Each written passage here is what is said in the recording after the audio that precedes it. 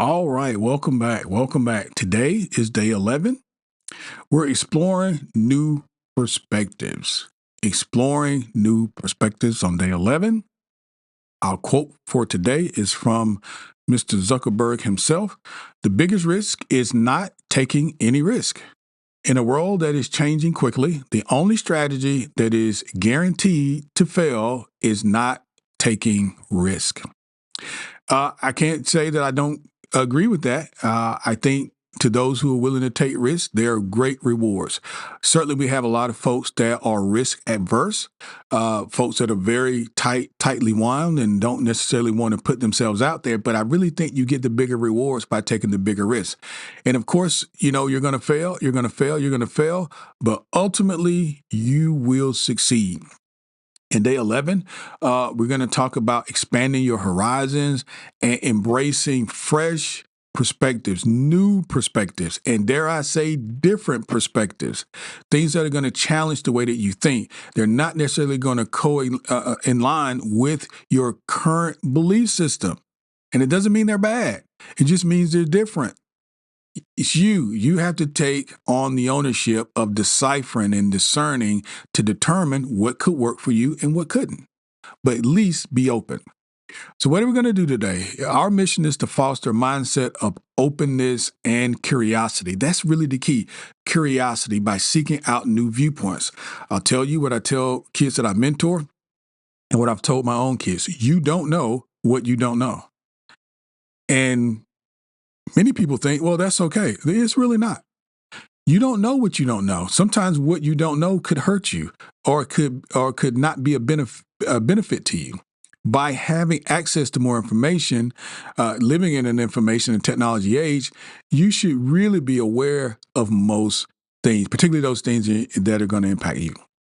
So, how can we actively engage in a practice of being open and being aware and embracing new concepts? Well, number one, let's identify diverse voices. Let's create a list of individuals in your network or your community who hold opinions or perspectives on various topics. This could be your friends, your colleagues, your family members, or even people you know through social media, okay? Your list of diverse voices. Engage in meaningful conversations. Reach out to one of the individuals on your list and initiate a conversation. One of the people, it doesn't matter who. Remember, the aim is not to debate, but to understand their viewpoint. Okay? When you're identifying on our worksheet, you'll be able to write down, we have an area here for actual lists and for you to be able to write, who you reached out to, etc. But the goal is just initiate a conversation. Ask open-ended questions. Engage them in their thoughts and experiences by asking these types of questions. Here's an example. Could you tell me more about why you believe that? Or what personal experiences lead you to this perspective? Now, dare I say you start off with political and religious types of commentary. I will actually steer you away from that for now because people are so close-minded as it relates to some of these topics. But if you are trying to look for a different method or modus operandi on, I don't know, hiking equipment, the versatility of RVs versus small homes, some area where you're passionate about. Maybe you're interested in how to complete your job task in a more productive way. And you ask somebody at work, hey, why do you do these reports this way? Or why do you hold your meetings for only 30 minutes? Ask those types of questions. I think you're going to get more openness and you're going to get less defensiveness. Politics are so bananas these days that you don't want to open that can. Now, I'm not saying it's not possible to talk to somebody and have a civil conversation politically, but what I want you to do is have a very good experience the first time because I want you to repeat this behavior. Chances are, if you start off with politics and religion, people may just close up and you may get the type of response that's not going to impress upon you this activity that I want to repeat. So the next thing is to list the open-ended questions, practice empathy. As you listen, put yourself in the other person's shoes. Try to understand the emotions and the motivations behind their perspective.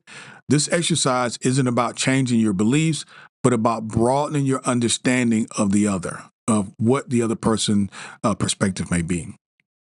So here's some key insights from empathy practice. Let's say you have a colleague who holds different political views. You might start a conversation about, I've noticed we have different perspectives on certain issues, and I'm really interested in understanding where you're coming from. Can you talk to me about that? I wrote this at a time where it wasn't so banana republic out in the community. And you can do this, but just know, people are very, very definitive about political views these days. You might just look upon somebody, like, for example, me. I can have a conversation with somebody about political, things, and I don't take any of that stuff personal. But I also believe, people have to be at a certain level of consciousness. So use your better judgment on who you're asking these questions to. Otherwise, just use a different question. Here's some additional suggestions, for example. 3 practical ways to explore new perspectives. What if you joined a discussion group or a book club or both? Book clubs explore different perspectives based on the literature that you're engaged in. Debates or discussion groups seek out local or online groups that focus on certain topics. And then you can maybe do like a Toastmasters or check out public speaking clubs. I've done Toastmasters for years. I don't currently do it, but I've done them before, so I see the value. You can improve your communication skills and you can understand different communication styles. That's like almost a 2-in-1. Adding a tool or skill set to your toolbox and also engaging people on interesting topics. What about cultural events and festivities? I live in a city that is very culturally diverse, thank goodness. I love different cultures and being around different types of people.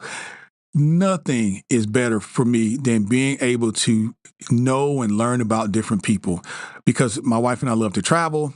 And when we travel, we love to meet the people, because that's the whole point of it. Celebrate different cultures, find out what type of events take place in your city, your town, and just go and be out there, be a part of it.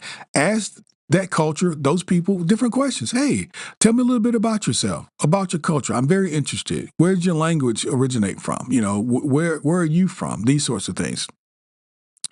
What if you were volunteering in community, centers and places like that? You can align your passions with this particular ideology, and you can kill 2 birds with 1 stone. 1, you're volunteering, but 2, you're learning about other folks. So let's say you are a volunteer counselor or you're a volunteer mentor, and you're talking to young people, or you're just a volunteer and you're talking to seniors. Seniors have lived very long, most of the time, rich lives, and they are looking for people to talk to all the time. So engaging conversation with seniors is not going to be a very hard thing to do. Just start the conversation and they may take it and go from there. But the benefit is, particularly if you're a younger person, is to hear firsthand life lessons and messages that perhaps you wouldn't have heard anywhere else. So, a daily practical exercise or daily practical advice better. Be patient, be non-judgmental as you're listening to these conversations, as you're involved in these conversations. Put your judgment to the side. Perhaps someone believes that, not watering your garden is a better alternative than watering your garden. Okay. I'll listen to what you have to say. It doesn't mean you have to do that, but be open and be non-judgmental. Yeah, there's an extreme example, but I'm trying to stay away from the political stuff. Avoid interrupting people. That's a great thing to do, and a great habit and a great thing to learn. Avoid interrupting and counterpointing people, because so many times a day you can engage in conversation, you can tell people are not really listening. They're just waiting for you to stop so that they can tell you what they want to tell you. Be what I call an active listener.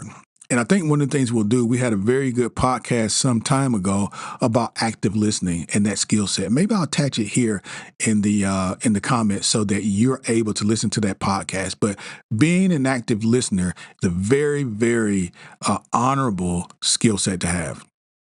Then lastly, take some notes so you remember what was actually took place, the other person's viewpoint, and whatever takeaways you have, you can reflect on what you've learned throughout that conversation. And you can learn, you'd be surprised, you can learn a lot by talking to people. you know whether you're going to, follow people's advice or direction. So it's not like, you have to run and hide because somebody has a new perspective on life. I really think if we embrace people more and we're more open-minded, we wouldn't be so fearful about people having made different life decisions, whether it's politically or whether it is, with their sexual orientation. There's so much fear and there's so much anxiety around these things, and it all stems from ignorance. We just don't know enough about the other to be qualified to judge. So just don't judge.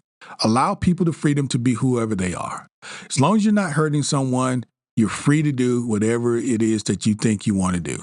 Okay? So again, this is day 11, exploring new perspectives. Head out, explore new perspectives, and see what you can learn today.